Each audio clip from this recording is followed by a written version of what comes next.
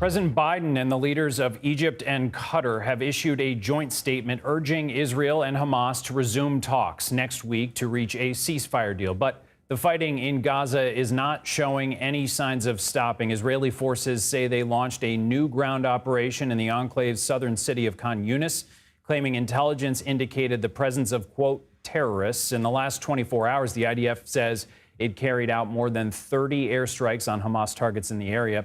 And CBS News foreign correspondent Imtiaz Tyab joins me now from Beirut. And Imtiaz, what more can you tell us about this push by the U.S. and the other mediators to try and get that ceasefire deal done?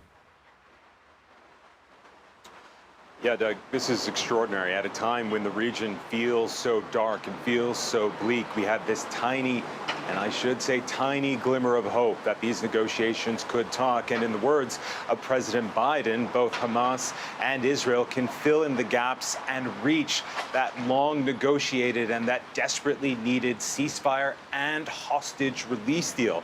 Now, all we know is that Israel has agreed that on the 15th of August, it will send a delegation to take part in those talks. We don't know where those talks are going to be. It'll either be in the Qatari capital, Doha, or the Egyptian capital of Cairo.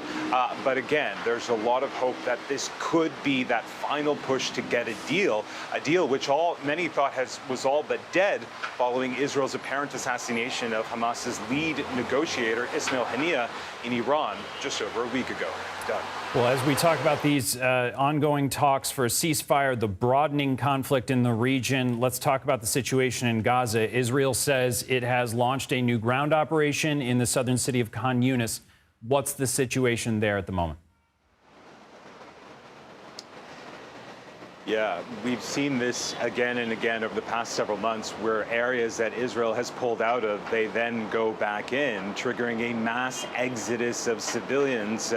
I'm not sure if we're looking at the images that we've been seeing all day now of just hundreds, if not thousands of people in the ruins of Khan Yunis carrying what little they have, blankets, mattresses, trying to find somewhere safe. Now, we know that there's been a number of casualties in the past several hours. We're hearing from our own reporters on the ground, our own Gazan journalists on the ground saying that there are casualties, many women, many children, as the fighting in Gaza only goes from bad to far, far worse.